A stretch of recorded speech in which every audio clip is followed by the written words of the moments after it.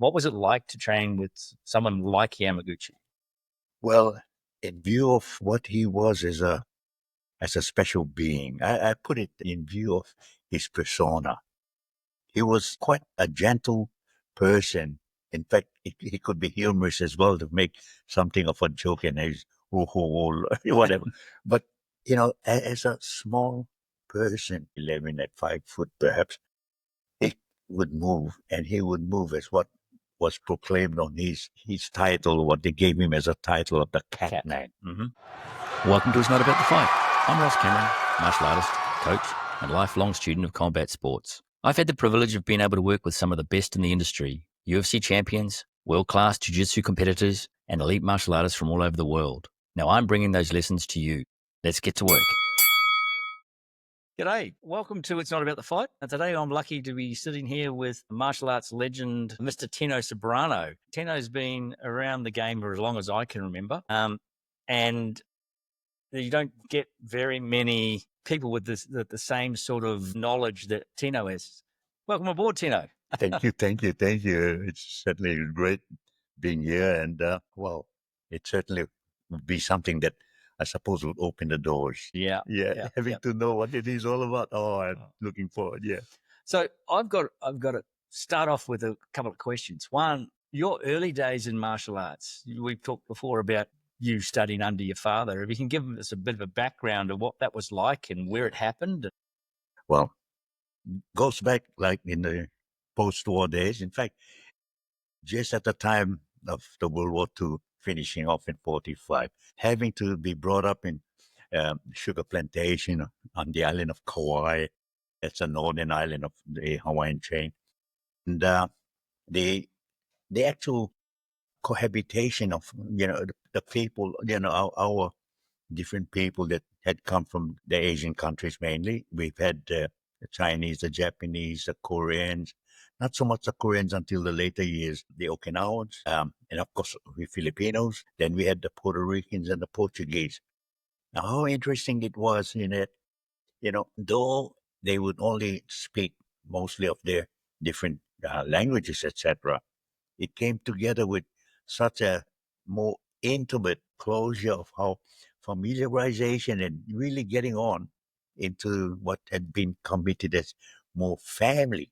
Mm-hmm. So in so much, So the immigrant communities became sort of embedded in each other. Yeah, and the integration had been quite, as I look back now as a youngster, even looking at what we've had a different cultures, etc., adding in what little they came off with their own different ideas, etc., to not only to entertain we kids, because we suddenly grew up like with each other as suddenly as a one nation instead of what it was of the mixtures, etc.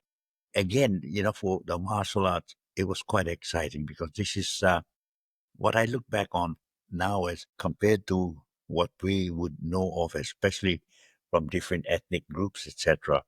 It was like gathering together of the warrior tribe. That's how I put it now, in more of that essence of where we are today, martial artists. Yeah, it was such a thing that, I'll just give you an example. On the weekends, on Sunday usually, the local common thing of the fathers, etc., the uncles, the older fellas, the cockfights. And when the cockfights would come together in a location just in the middle of the campsite, etc., we all kids had something to be thankful for, because we look forward at the time not only for us to be gathering around to be hosted into climbing the trees, making certain that we be lookout against the cops that would otherwise come and break and what we were also taught how to get together and got into the sort of boxing and the likes of what had been from the Filipino arts of stick fighting. But it had to be also when I come to grips with it, how one of our old teachers, he wasn't, like a master as such with a dojo as such. Mr. Arakawa, his name was. And he would just show us the kind of movement with our hands of how I see now with Aikido techniques is the locking and gripping and Trapping and trapping, etc. And then even from the Chinese, how you know, the wording of the chin up, the very soft like movements of the hand, right? Mhm. I now recollect what it is that we were engaged in learning how to, The break the feel. fingers or remove your hand from a grip, etc. And so that lasted for a long while. And then growing up in the post-war to what it became of the 50s, it was quite an exciting time because next to our school there, our local school, was our judo hall. And we all got into doing judo as well. Yeah. Yeah. I grew up in judo, and wasn't born until the late 60s, 66, but it was one of the only martial arts around when I was a kid. Yeah. You didn't have the plethora that you do now. Yeah. So you did sort of Filipino styles mixtures, and then you went on to judo. Yeah. So where did that lead you to? From judo, did you go to karate, or did you go to, where did you go? Well, from judo, particularly as during the time of the Korean campaign, right, in the 50s, we've had, of course, our local guys that were, because conscription was the order of what the male sector in the US were all about. A neighbor of mine just happens to be, like a return combatant from Korea, etc. He came back with getting us young fellas to do Kempo. The Shohoryu Kempo was the Lone Pine Tree system. On the main island of Honolulu there, they had already brought together from the Kempo teaching, etc., from the Okinawan and Japanese, of course. And then they had the Jiu-Jitsu, etc., all thrown in. And with the boxing, etc., coming to what became even a wording that exists still today, Kaju Kempo, which was karate, jiu-jitsu, boxing, etc., in that order. So it was that sort of thing that we come to learn. And this is where I thought, It's like it's almost the like, and I'm going to say the precursor to sort of MMA. The master's understanding that you needed more than just one sort of skill. yeah. And I'm happy to share that information. Yes. Well, this is something that I've always looked back on and thought, we could never sort of, deny, particularly where, the days of the youth, etc. We like the grappling, we like the kicking about, and of course it was no more when we got into a blue. We call it, the up and up, the beef, getting into the beef or whatever, and then it was always having to land on the ground. So all the break falls and all that, nagi no kata that we've learned from the Japanese way was just absolute. And of course, when getting into sports, playing football, etc., the gridiron way, it was all part and parcel of it. So yeah, that was up until 1956 that I, from high school time, that I had transferred from Kauai and going to Honolulu, the main island. And this is where I continued on with my Kempo, but this is when I've also got involved with Bobby Loshihan from Kyokushin, who was the pioneer of Kyokushin coming across to Hawaii, that he actually, the likes of coincidence of how grandmasters, etc., that were from Hawaii that had gone aboard, such as Ed Parker, Oshiro Sensei, my teacher of Gojukai, and of course, everybody that had been at one time the local guys that practice all of the martial arts got together. And this is how it became quite familiar as the Kaju Kempo method of fighting at the time. I stuck with it until Oshiro Sensei, one of the teachers that came from the Kempo to take on Gojukai, having to go back to Okinawa, firstly because of his heritage, but being born in Hawaii as an Okinawan, trained in Okinawa and under Metoko Yagi from the Goju in Naha, then transferred to Japan, training with Yamaguchi. Having, after a short while with Yamaguchi, became the chief instructor to kick off the Gojukai in Honolulu. And this is when I got started. It was just at the time also that I, being not being conscripted, because in the Marines that I signed up for, you join. And this is when I joined in the Marine. And that got me to travel, but I was also luckily trained, like when I was in California there for a bit, then restationed back to Hawaii. And then I got my trip to Okinawa and to Japan and having to continue my study, etc. there. When I came back to Hawaii, it was something that now turning on into the 60s where everything was just seemingly blossoming in the States with everything that went. Martial arts in the 60s and 70s was just wild. And some of that's to do with the fact Bruce Lee was around, but also the fact that it was post-war. That's it. Yeah. Is a key, I think, a key opening to what became suddenly a new feature of the combat and the mentality of what it was of, all these young guys that having had combat skills and had seen martial arts around the world were now actually utilizing it. And it was such a wonderful time. Yeah.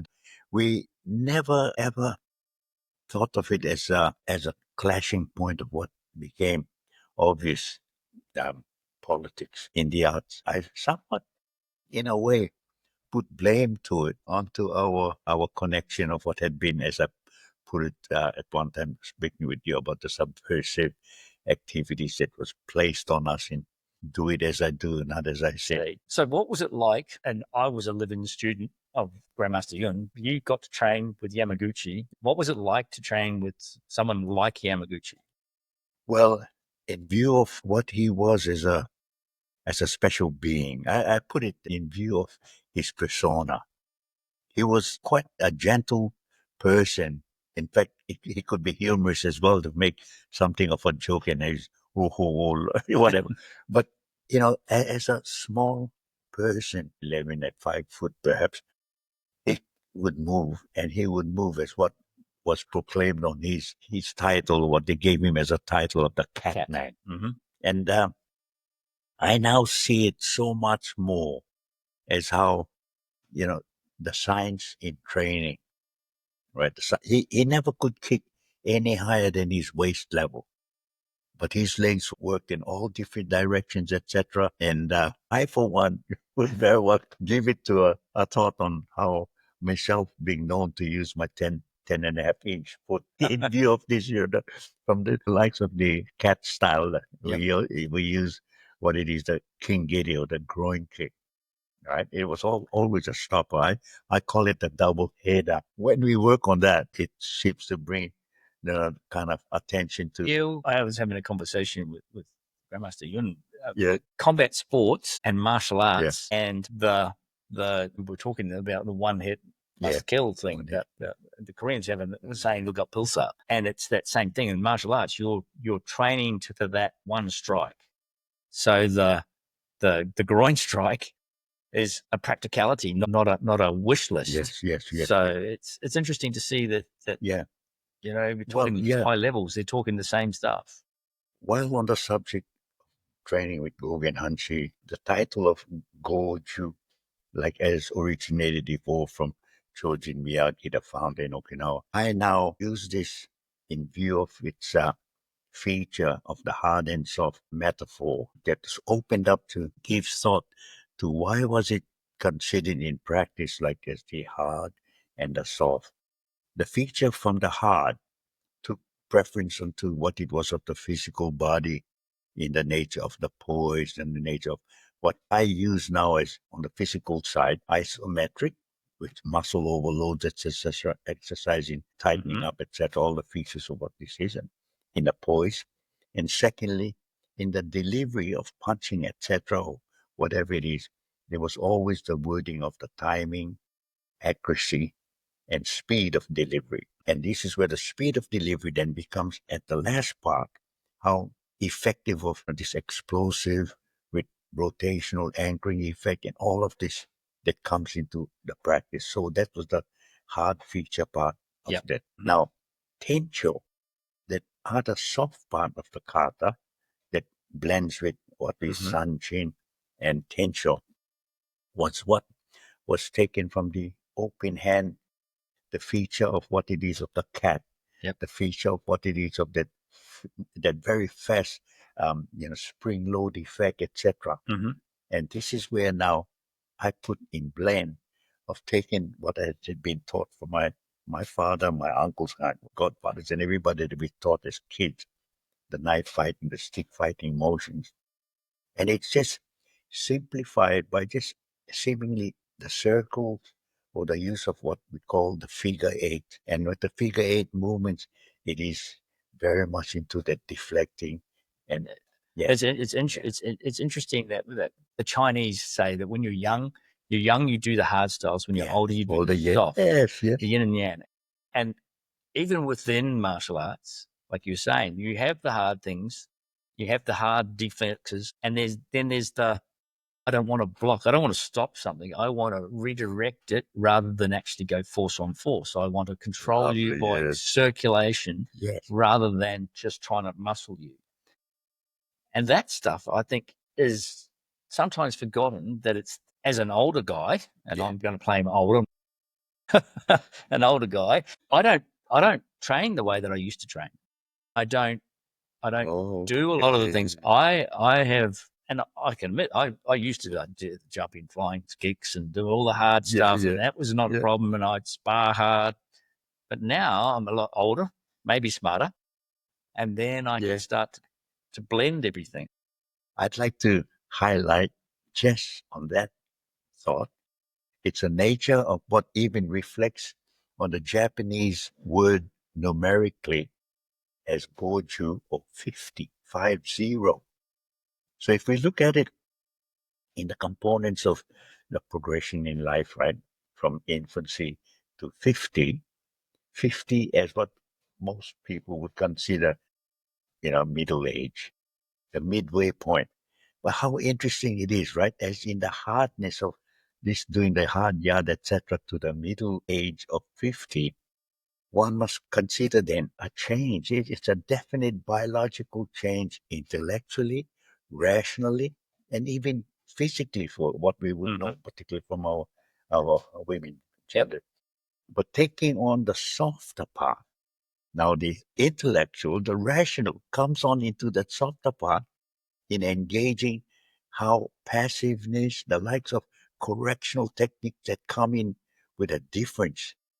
And this is now leading up to even perhaps reaching to the apex of 100, making it the quite balance of why the 50 Goju again has that significance of reason. It's incredible that as an older martial artist, my understanding of techniques has got deeper because of the soft stuff, not just because I just want to punch hard.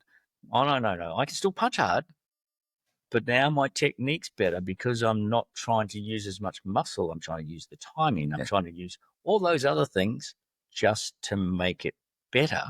So I spend the time polishing the stone at a different pace. You know how much more when bringing to your analytical nature of saying as punch, as a delivery of a punch, exposes what it would be like that of, when clenching your fist, the surge of that energy compiles with the muscle overload, the tension.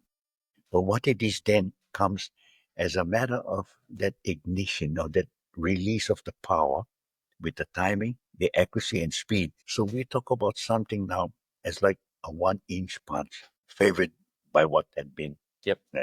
Okay, we understand now as in the nature of how a bullet in its chamber, in its casing, the powder charge, etc., with its cap being fired on by the actual hammer slamming onto the cap, bang, the delivery accurately then places like much as a fish, while in a delivery position of a punch suddenly exposes that, which is the timing, the accuracy and speed of delivery. Bang, isn't it?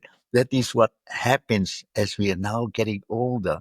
Into this calculation. It's that deeper understanding. Oh, yes. And the deeper understanding of why you don't want to go force on force, and a deeper understanding of why balance becomes more important, and all those things. It's why I keep doing martial arts. It's an ever-evolving journey. And the depth of understanding that you can gain is just unbelievable. And then we were talking earlier about the importance of being able to share this knowledge rather than constrain it. You're better to share it to everybody. And you're of the same mind, though, that we need to to pass on the collective knowledge rather than just restrain it.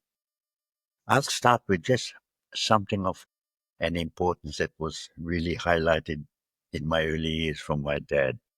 He says, because of what he did, showing us how to box, etc., how to move, etc., he said, now, you want to be good as you, to teach somebody to be good as you.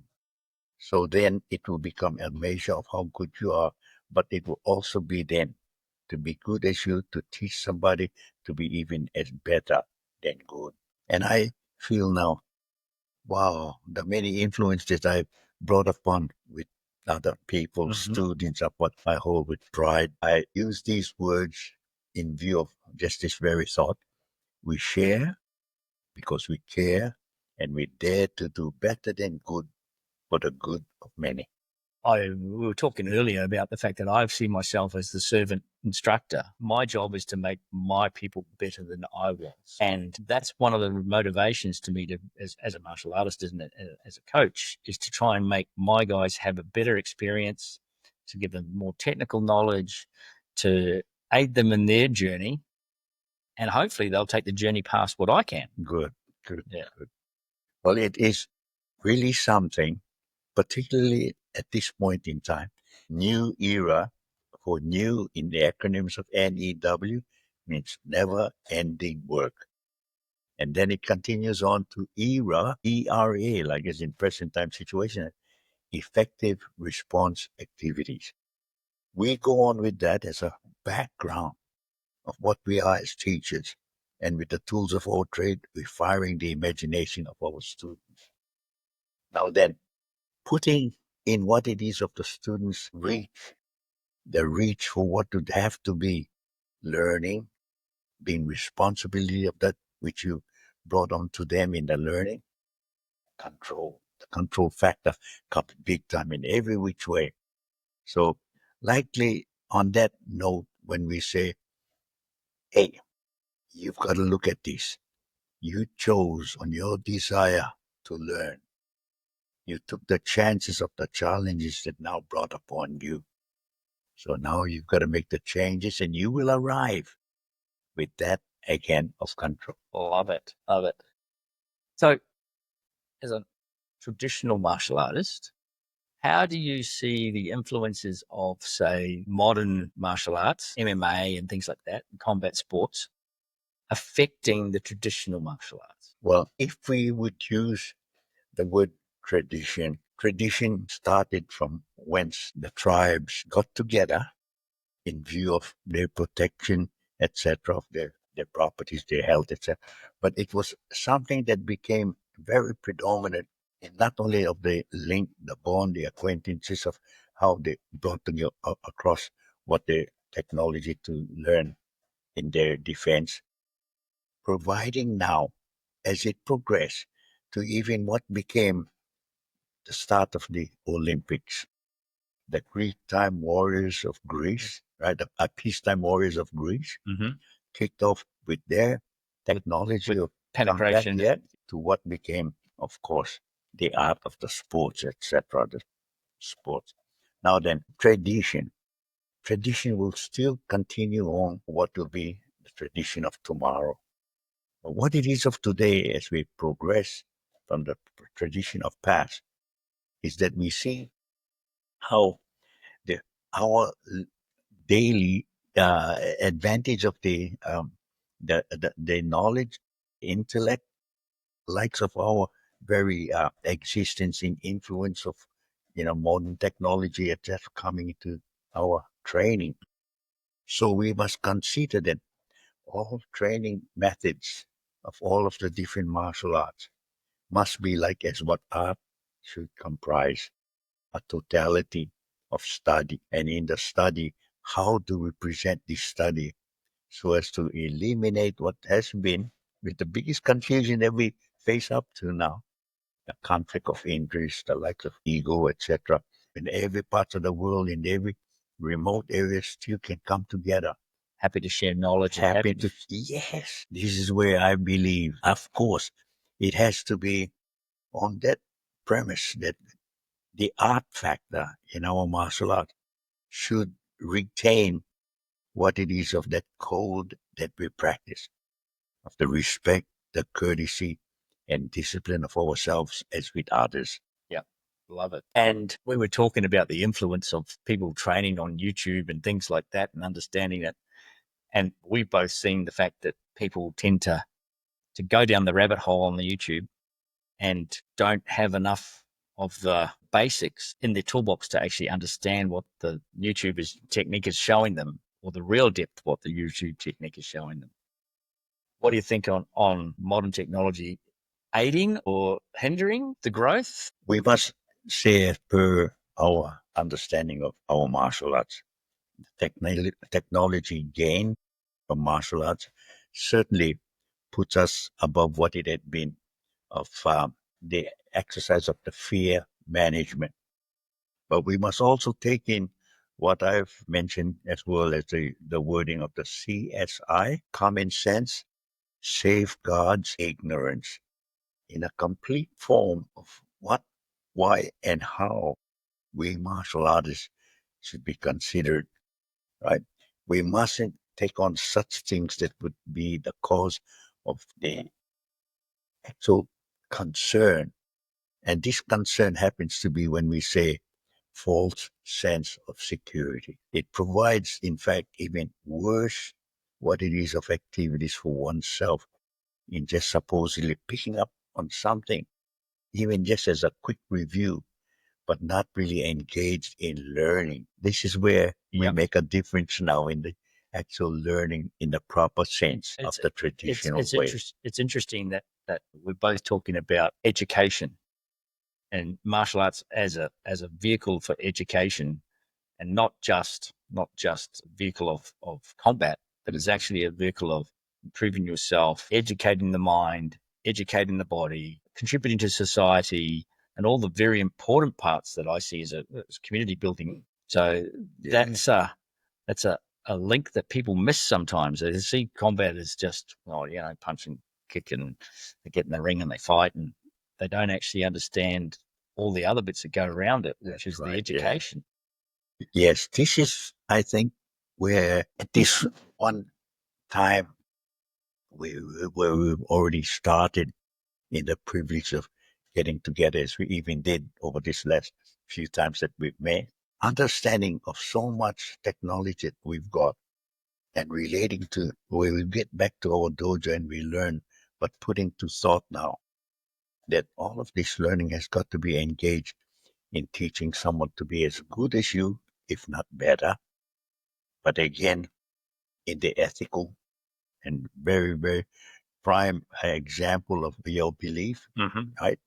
That everything has got to be for the interest of survive to stay alive. I look at myself as the bus driver. And my students get on and I drive the bus. Some of them get off, some of them get back on, some of them get off, some get on. But the reason I think of myself as a bus driver is I'm on this journey and they jump on to join the journey. Hopefully I make their journey easier. Hopefully they get a deeper understanding of the martial arts. They get a deeper understanding of life. They get a deeper understanding of, and become better human beings by being part of it, rather than just, here we go, let's learn how to kick and punch.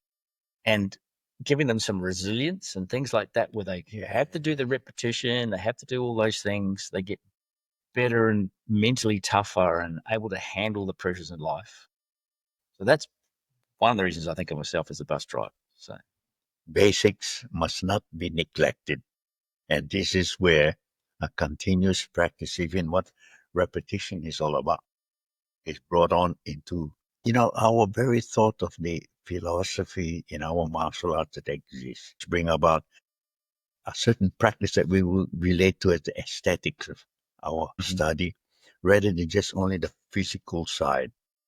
Because as one ages and get into such a situation biologically that they can't no longer do this, and what it is that perhaps would just curtail their continued lifelong study, we must look at a different angle of study. And this is where I bring on something as well, even in view of what my father has had. And we even put him into his coffin at the age of 104 when he passed. his walking stick. That walking stick I call, as I would now introduce, as a staff of life. It's now like what it is of the blind person having used his walking stick as his sensory perception added on to his physical presence. And this is what our martial arts teaches us to advance by way of our continued knowledge in however we see ourselves in the physical sense. If it is all power, then we can alter that power with soft, passive, but deflection, etc., which is, I can tell you what, just on that situation of the empty hand, when I say the use of the empty hand, just as in reaction to action, as diffusing a potential assault, a raised hand, open palm, right, just simply suggest, hey, stop, or what's your problem? And in that raised hand is the weapon, right? Objective to what people would have thought about, the spear, right? Whether it be single or all 4 or 5, the heel palm, the knife hand, the clench, it goes on. These are the things that we would relate to. And in that study must be absorbed with how it has been taught. And all of the thinking comes by way of the mind. Development of the mind comes with that of igniting whatever it is for the soul, for the body, to be taken on by that staying power. Like it, the concept for most people is that, they make fists and the stopping hand, and then you can absorb what comes, you can deflect what comes, you can counter, you can just redirect it so much. And it's that the feel that if you don't do the repetition, you're not going to get that feel. So you need to do that repetition to make sure that you've got the feel of what's going on. This is where, I again forward to what had been, like transposed from my visit, from my training with Gogen Yamaguchi Hanshi, that he was the epitome of what had been of a martial art master at that, in the role that he played as his example. We'd get up in the early morning at 5:30 or so, and we'd get into his little compound of a little room with a subject of a wooden pyramid, right, built, etc., that he would sit in the center of this little pyramid and commence his meditation. Now, after a long while, it was explained why the pyramid. And he said that this is something that engages in your power that exists, that is reinforced, but always brought to mind in the physical sense. Now, this is where, in teaching what it is for the students now to appreciate what it is in the physical, to merge with that spiritual sense of existing, staying power, we must locate what it is of that centralized area, the center of our body. And for a lot of people, the understanding of your energy is the Dragon Ball Z stuff they see on TV, and not the real practice of using your energy and the balance. The balance. Yeah. Isn't it interesting?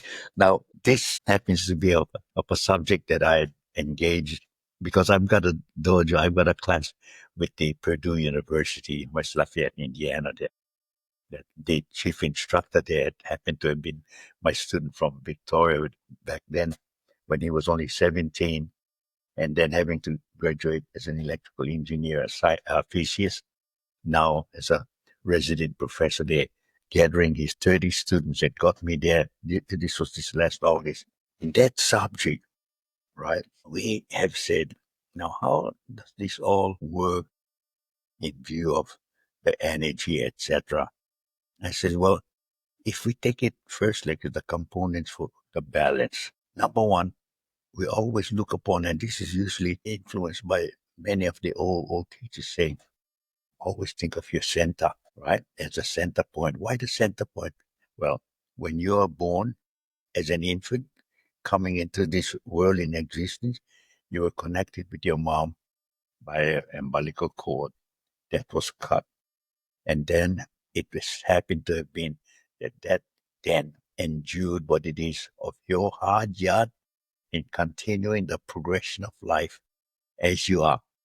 Now, this exists as when we say the mind, the body, and the spirit or the staying power, they exist in there that makes the balance of all of these three things. I use the word CORE, the core. Everybody thinks center, the core. So in the breakdown in the acronyms of core, consolidated origin of reserve energy. Everything that you do, we look upon the people who are like gymnasts, the ballet. Look at Nureyev, Rudolf Nureyev, the physique of a body of a person, and how much more for grace and power, etc. Balance.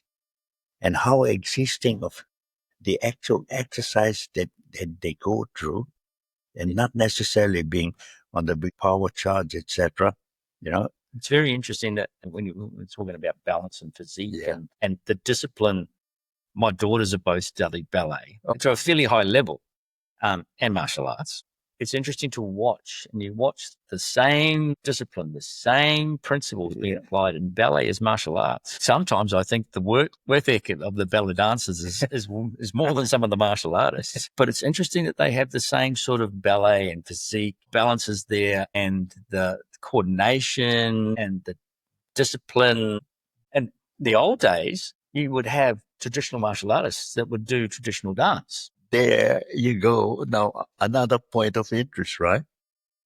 We see what transpired with the Taibo influence by, merging martial artists with the likes of, like our aerobics, etc. Billy Banks, for those that Billy don't, Banks, don't remember that. When I first met up with Billy Banks, this is, when he was with the American karate team and I was a member of the referee council. But he brought on this idea and, oh man, he just went wild with it. Everything just went big time. Yep. Next came the Zumba with rhythm, etc. Now you've got TikTok, right? Yep. With the sort of rhythms of movement. And this, when we bring about what it is, rhythm brings what it is exactly to enhance or to re-stimulate.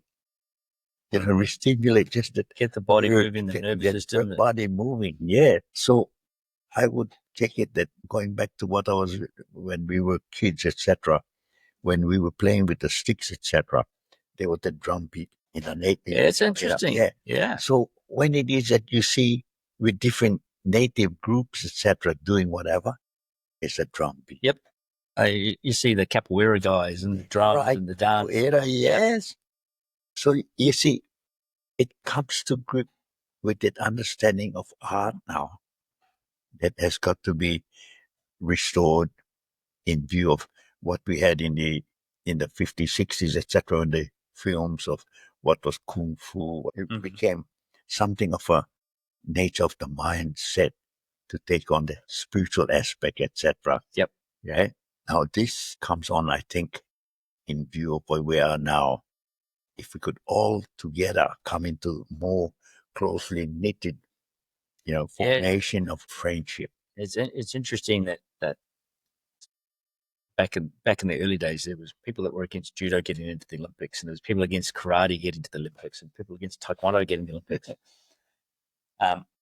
Purely because they saw it as a martial art, and how can you kick somebody? One, because we were talking like one kick or should kill, and then they were also like, but you lose the philosophy and the discipline that goes to Budo. The respect is lost because it becomes not a sensei, it becomes a coach, and it becomes, so there's little things that just change things differently. People have this perception now that you can learn all that stuff online and that they don't need a sensei as such, where, like I say, I see myself as the bus driver. I'm the guy that's trying to keep everybody on a nice, even track and go where they want to go. And yet you have guys that just, we'll just jump on here and learn this and learn that. The one interesting thing that I suppose brings about the confused state of the practitioner when taking on what interests them, like as in contact, and how it is that they see perhaps on the financial side, the draw card for, I feel that we should be thinking now more in a realistic way of considering the art and putting it to practice as what it should be as an art rather than into flailing or getting into the barbaric side of how it was, unless we are in a combat field, Real situation. in a real situation. But we wouldn't be doing this subject to what now, more so as litigation holds us to our concern and what it is, even from what doctors have mentioned, and they're highly bringing it onto our awareness of CTE and things like that, which is huge. Yeah, they're saying we got too many of this, severe concussion, etc. That's going on. What it is for our martial arts in control? Yeah, well, we see that in other sports like rugby and rugby league have got CTE issues, and boxing. And boxing is in a big way. So now, as martial artists, I understand doing the technique, but maybe you don't have to hit each other.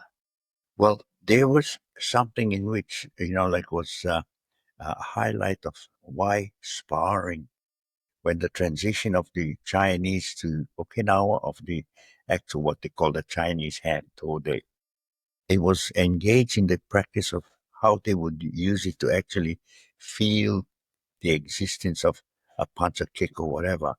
They would highlight one person as the defending person, armed with his headgear and body armor, etc.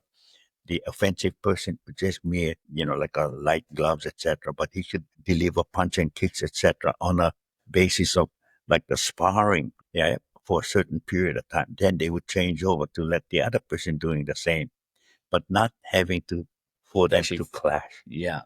Because on the clash system, it should go more like what Rendori in judo would be, but you would make contact. Now, something of importance there as well, because this comes by way of psychology as well, with the practice of the know-how, etc., in understanding why the body contact with each other in view of that, like as in judo, not as in punching the hell out of each other. It brings about a closer friendship, a closer link, the bond. And we know this as a practice. If it is done so much so as in that, which is unlike what the sport feature is all about, in trying to whatever. Yeah, and you have that camaraderie with them and that respect, because I throw you, you throw me. We do that again and again and again. Yeah.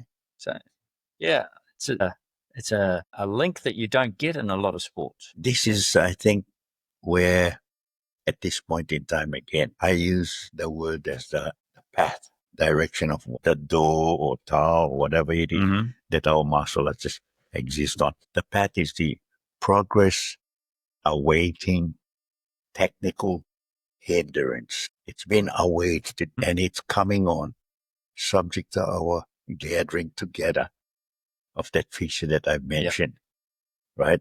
This unification comes with one that is from here. That is the ultimate. Yeah, the heart of a martial artist to share and to respect. Yeah. Respect not only like your seniors, but also respecting people that have come before you. Yeah.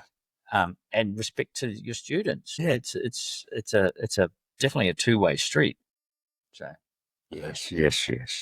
Now, I just did a seminar with you the other week, and we were talking before about flow and how things move. And I'm not going to say how old you are, but you're a bit older than me. I've just mentioned it. That my eldest son is just 51, but she could be my son.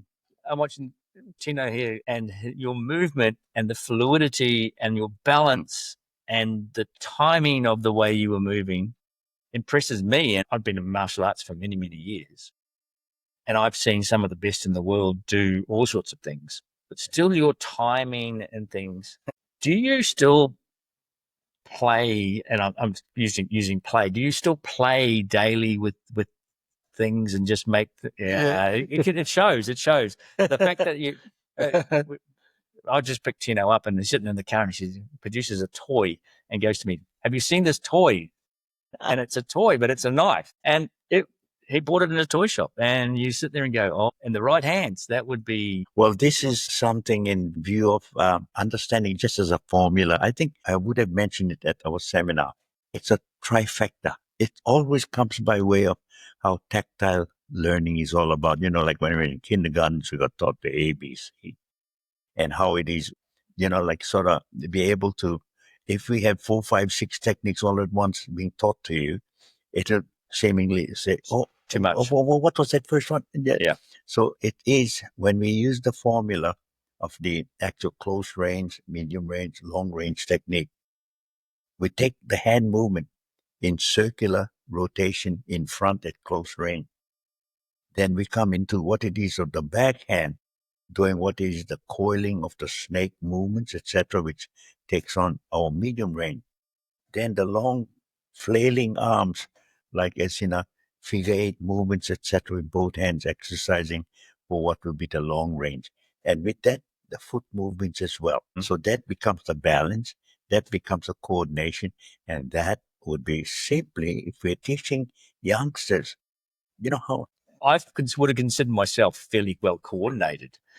Yet we're doing that stuff the other night, and I'm like, left hand, do your job. Left hand, do your job. Yeah, it's not easy. it And is really. It's so good for your brain. When we would talk about, particularly for youngsters in view of coordination or motor skills, etc., this is where I believe, in view of how we were taught as the kids first start in locating ourselves, high, low, side, spin around, etc. So we'd use the high blocks, the middle block, and the lower block with that sort of similarity of locational, etc. Turn around, high block, right? To your left, middle block. Okay, frontal, lower block, etc. Using the drill pattern of the tactile learning as like A, B, C, the teacher teaching you how to make a letter of those A, B, and C, and then using it to communicate with the A, B, C. This is where the flow drill comes in. You know how when we're doing the frontal upper block, right? Many people think, oh, yes, I can certainly do this. But if you use the hand in motion of what it is, of a, like an uppercut. Yep, With deflection, a turning. and a Yeah. trap. Yes, that's Yeah. exactly. So this is something that I can owe it to what my Filipino martial arts being taught to me earlier still exists. In fact, in Japan, as sometimes I'd be in the meat in the sandwich, right, being a foreigner, and we're teaching what it is of the different teachers, etc., not being able to correctly. You know how they use a middle block, right? A parrying middle block like so. Mhm. When we take the middle parrying block against someone punching a really fast middle thrusting punch, you'd never be able to block it quick enough. Take the Chinese Wing Chun practitioner, where his hand just does like a deflecting, or even with the upper arm of the radial part, just doing that. It immediately activates the turning wrist. Bang, bang, as opposed to doing that. And it also gives range to your mobility of movement to evade. Yeah, I teach an inward low block where I go like this, and I just turn my hand. Yeah, there you go. And deflect. Yeah, deflect. Yeah. And then you can worry about deflecting and then coming back. That's right. Yeah. You see how your body engages in that as well, not only to safeguard what could be otherwise. Yeah, these are the things. Again, this is, working with police training, etc. In the Philippines, we say, beware in the likes of learning or teaching disarming. Because, I could show you even like with having a biro in my hand with these circular movements of figure 8, etc., that you can never touch my hand to, let alone grip and twist and lock, etc. Yep. Because I will have you checked with that either one or the other point, let alone if it was a knife. Yep, the control on the back. Oh, yes. And this is why even the old Japanese tradition way of what we call tanto dori, cross block, etc. No, it's a no. Yep. Because the knife comes cross, down, cutting up. Oh, man. Anyway, These are sort of things that we can really constructively put together in more of that integrated study of our training enhancement. And I like that. I like that you talk about tactile training, Yeah. because most people don't understand that. We're talking about the ranges, the different tactile skills are used at different ranges. This is something that I sometimes mention to our Japanese training method, that it's a foregone conclusion that, it's too predictable, too much static. And what it is that if you engage with somebody moving, like as a boxer, someone in Aikido, or someone in the likes of even grappling, etc., they would never be standing there awaiting what will become, Yep. a thrust or cut or slash. Yep. Right? Yeah, Anticipate. because I'm involved in MMA as well. Yeah. I look at everything as it's got to be fluid. Yes. The classic is, someone says, "Oh, what if I block your jab or block my jab? Can you block my jab?" Most people can't. Yeah, but they can maybe deflect it if they're lucky, but most people can't block it. So I look at my techniques in all that genre and go, okay, can this work in this? Can this work this way? If I'm going to do a double leg takedown and take you to the ground, how do I not put myself in danger if I'm going to do that? Because what if someone's got a knife? What if someone's got a staff? All those options, I still have to imagine that, because I'm a martial artist and I look at all planes. In your imagination, what would be foremost, if it would be applicable in your practice, etc., is duplicating the movement of that opposing person. Yep. We know very well as to body language, reading the person, right? In doing that, you can now anticipate or imagine it when you now know the deflecting motions, how much to any effect it would have when you're deflecting, but also on the deflecting to reflect different divisions of movement that you can then apprehend. Yes. Yeah. Yes. Yeah. How it all works. And that we were talking about the three ranges, and most people forget that you have the three ranges, and then as the person steps away, we go back through those three ranges. We don't just three ranges and stop. Yeah. I go three ranges and then you step away, and then I go back to the next weapon and the next weapon. So start long, closer, Yeah. medium range, long range again, and it just flows from one to the other. Yeah. There's one thing that has to be now brought to light as well in jiu-jitsu, whether you've got to learn of the Taiho or the what we call Toriwaza, nerve centers, the particular part of the body that engages on apprehension. Taking, like, say, even a person on a grip, etc., or perhaps at a choke, adding what it would be of a controlling factor. Say, if you would put a line from the side of both sides of your face, down from there to your chest, right clavicle, down to your chest, right down into your inner lung, you will find that these sections here are vulnerable. If you're going to say a knockout to a person's feature of the face, right, take the lip, right angle, right along the jaw. That is a very delicate spot, and you can see it with a knockout punch of any boxer. Yep. They don't aim straight. They always aim to the side of the jaw. Yeah. And then the other things like the side of the head, if you take in front of the actual ear, the line down there, you will find centered. There's a dimple that could also be, if you're using your folded knuckle like so. Yep. Very vulnerable. The old phoenix fist. Yeah. Yep. And then the radial, what they call the vagus nerve alongside the neck. See, these things here, particularly for senior black belts, need to be looked into scientifically, because it's there on a medical chart, etc. Yep. Yeah.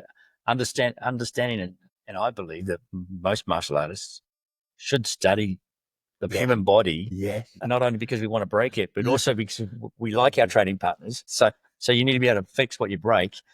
I'm a big believer in that. It's an eye opener when you start to look at, why do I block this way? Why do I hit this way? Where do I hit? What's the purpose of me doing this thing? If I have it on a deep understanding, it just sort of makes that life a bit easier. And it starts to talk the brain about why you're doing certain things. I used to watch Lyoto Machida. Oh, yeah. Like Lyoto Machida doing beautiful karate. Yeah. And when he's training, he's got a dummy that's got tape on the on the jawline for him to strike there, not here. Yeah. He's got the tape on the jawline exactly where the knockout Now points that are. is a good example of a traditional karate person, but engaging that integrated study. This is what it's all about. Yeah, I consider Lyoto Machida Absolutely. a very good karate MMA exponent who has a background in ground game and striking. He proved himself. Yep. And this is, actually where we're coming from in our study. And his movement was beautiful. Yeah. Now, one of the other things that we were talking about earlier is that the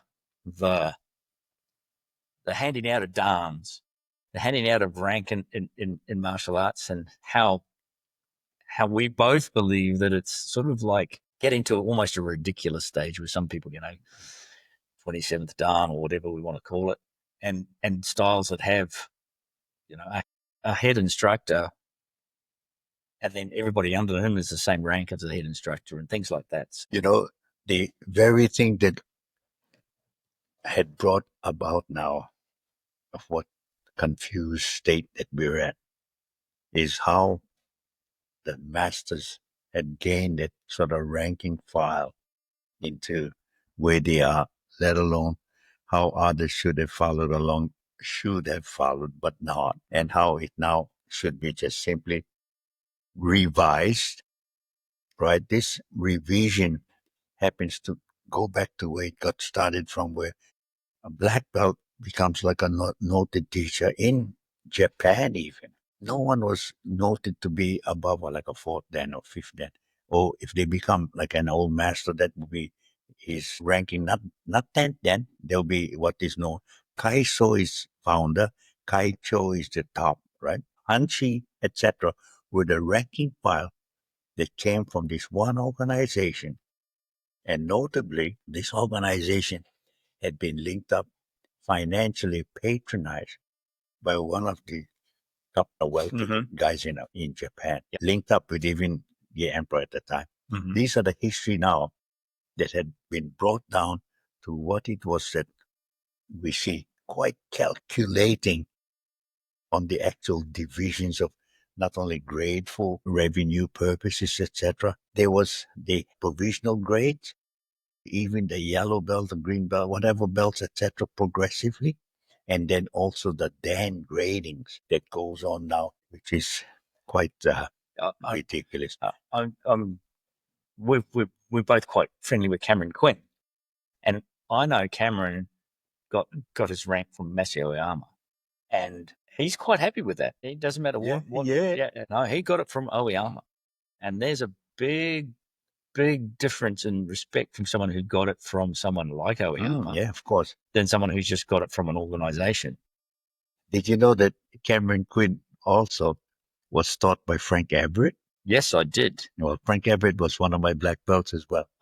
This is the linkage that we've had amongst each other. Jim Casey, you mentioned all of these guys from the old school, etc. And, I never, ever thought that, the ranking file should be abused as such.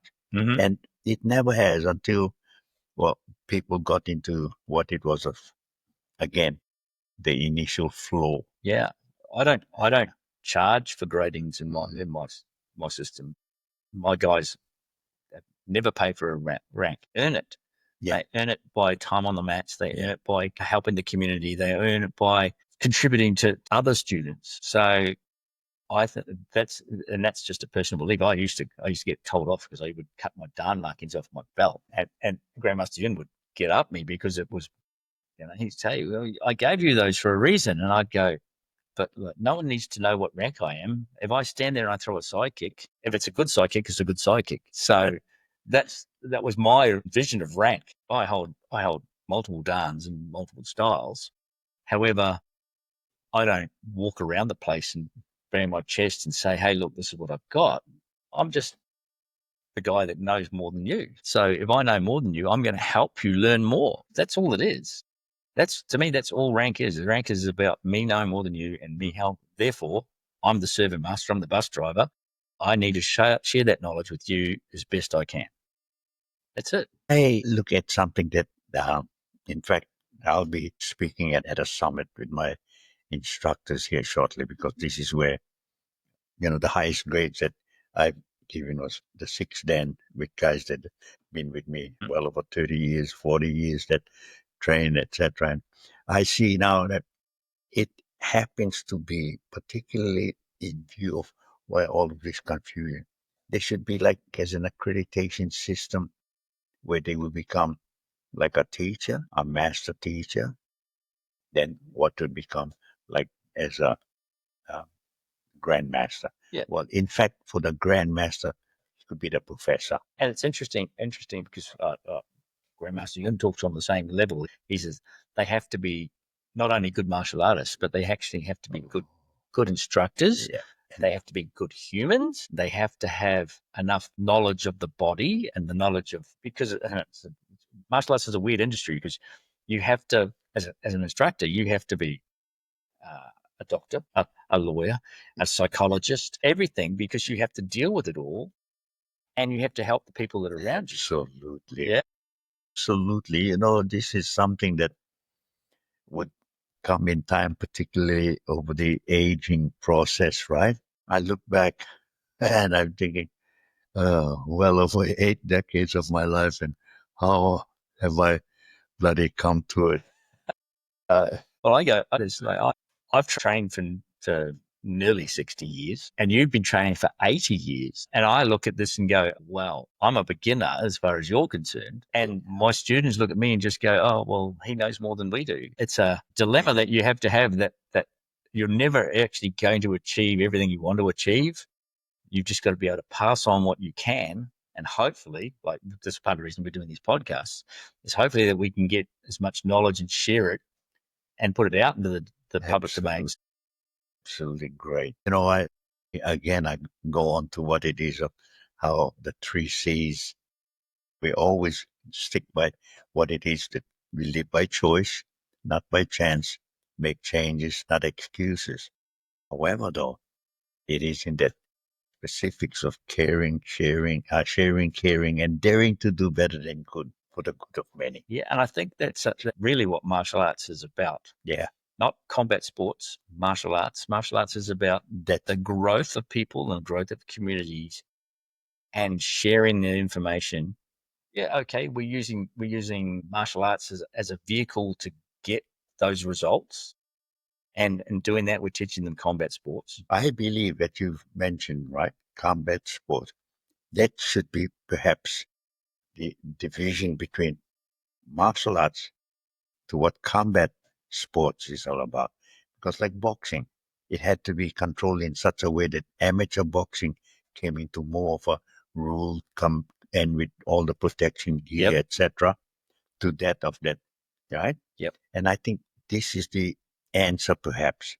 Yeah, there's a distinct line between, as far as I'm concerned, and don't get me wrong, I have an MMA gym, but I'm a martial artist. Combat sports is part of it, not the whole. Well, a combat sportsman could be like as a person who does soccer, right? And still wanting to play rugby as well into it. And he can certainly mix from one to the other, because this is where the free choice. Now, that word of free choice, this is something that comes from the influence of the Grandmaster Gogen Yamaguchi as well. He used the word Kushindo, which means the free spirit way. So that brings about, our concern of the more philosophical side, spiritual side of our martial arts, etc. That could be the very answer. Yeah. All right. Well, we might leave it there. But thank you very much for coming. Oh, my, yes. And we'll have to do this again. Yeah, well, thank you very much for having me, man. I mean, this is not only so much as in like spreading the word, but getting there to not only formalize what it is of the new era that I spoke of, never-ending work, effective response activities. Yep. We're out there. Yeah. Oh, yeah. And it's amazing that you're on the same wavelength as myself and on the same wavelength as some of the other like world-class martial artists and combat athletes that I deal with. They all want to share the knowledge. Very few of them are very restrictive. They're all happy to share and happy to develop, rather than just well, no, don't go and train that style. We won't want them to know what we do, or don't go and train at that gym. That is really wrong. Yeah. You know what I said about the free spirit way, right? Yeah. We are free spirits, man. We carry on and we go on learning. We're still learning. My word, for myself.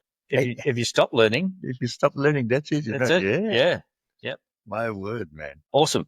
Thanks for listening to It's Not About the Fight. If you enjoyed this episode, make sure to subscribe and keep up the hard work on and off the mat. Stay tuned for my next chat with another top coach or athlete.